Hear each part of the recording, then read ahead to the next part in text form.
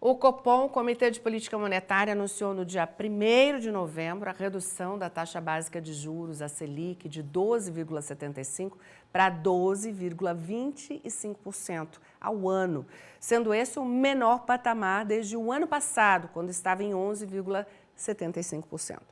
Entre março de 2021 e agosto de 2022, a Selic aumentou 12 vezes seguidas em um ciclo de ajuste monetário que começou devido ao aumento dos preços de alimentos, energia e combustíveis. Vocês lembram, né? Principalmente por conta da pandemia.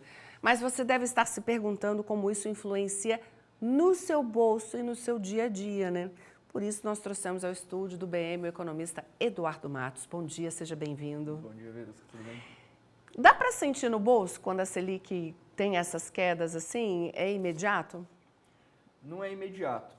A Selic, ela, só para contextualizar, ela é uma taxa referencial. Ela não vai ser usada diretamente em transações financeiras.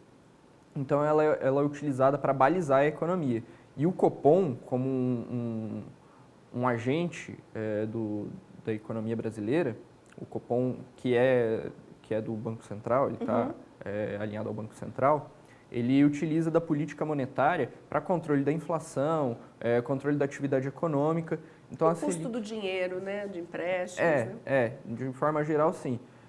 Muitos dos empréstimos, principalmente de linhas produtivas, utilizam da Selic como a composição da taxa de juros. Então, se há mais crédito para o setor produtivo, logo eles vão conseguir investir mais, vão conseguir produzir mais e a gente vai ter preços mais acessíveis em alguns produtos. Então, a gente sente mais, quer dizer, quem sente mais a queda dos juros é quem vai, por exemplo, fazer um empréstimo de longo prazo, né? Aí consegue sentir que está melhor, por exemplo, para financiar um carro, financiar uma casa. Aí, esses conseguem ser impactados diretamente, Eduardo. Isso. Algumas linhas de crédito, elas são balizadas diretamente pela Selic. Outras, elas não utilizam na composição da taxa de juros a Selic, elas utilizam outros parâmetros, como o risco, por exemplo, para determinar a taxa de juros. Você diz o risco de inadimplência. Exato, o risco de inadimplência, o score bancário do tomador. Então, vai depender muito da linha de crédito que vai ser buscado esse financiamento ou esse empréstimo.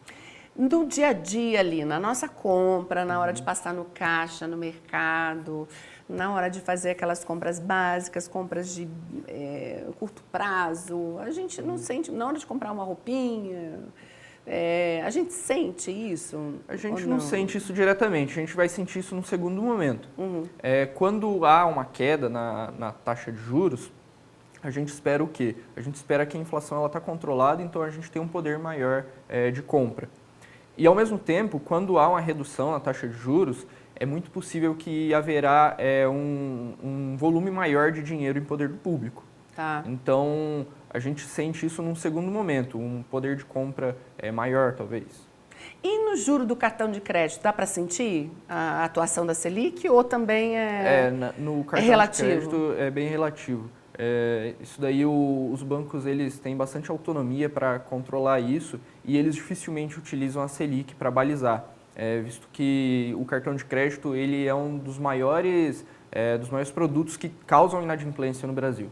Agora, Eduardo, então, já que a taxa Selic tem pouca, como eu posso dizer, pouco reflexo no dia a dia das pessoas, né? É mais na macroeconomia, pouco reflexo no dia a dia das pessoas, o que reflete de verdade no dia a dia dos nossos preços, na padaria, no mercado, na quitanda? O que a gente tem que estar sempre observando que vai impactar direto naquilo que a gente está colocando na sacola?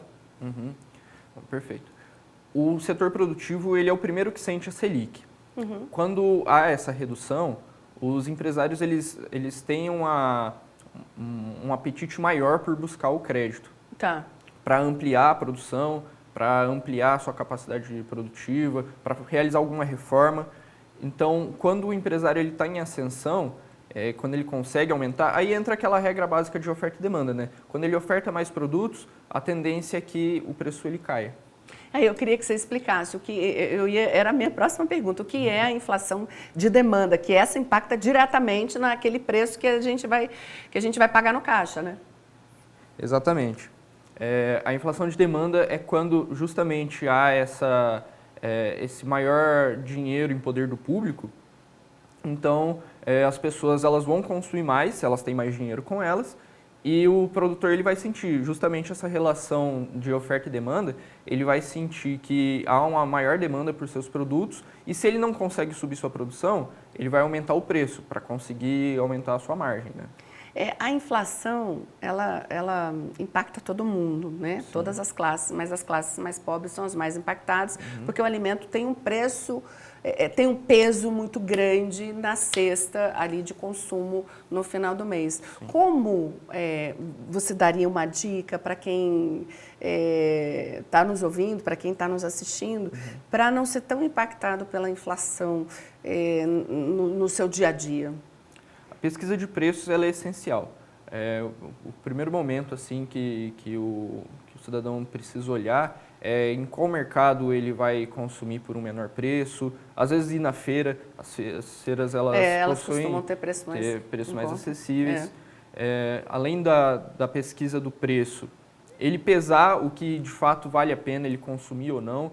Às vezes é um consumo assim que não tem tanta necessidade. Ou ele então pode substituir por um outro produto, substituto, talvez de uma marcas qualidade. mais baratas, né? Marcas mais baratas, que não necessariamente a qualidade é inferior. Mas, por exemplo, nós temos muitos produtores aqui de Mato Grosso do Sul que produzem, por exemplo, farinha, em contrapartida com outros produtores que produzem farinha em São Paulo, digamos. Que daí vem mais caro por conta do frete, né? Exatamente. Nós temos esse problema, estamos no meio do país, no né? Meio do continente, né? Pois é, nós deveríamos ser essa rota e não somos, né? Tudo que vem para cá vem mais caro por conta do frete. Por enquanto, ainda nós sofremos bastante com essa questão. A rota bioceânica deve mudar um pouquinho isso para a gente, né, Eduardo? Nós torcemos por isso. Amém. Obrigada, viu? Bom dia para você, seja sempre muito bem-vindo. Você também. Muito obrigado. Obrigada.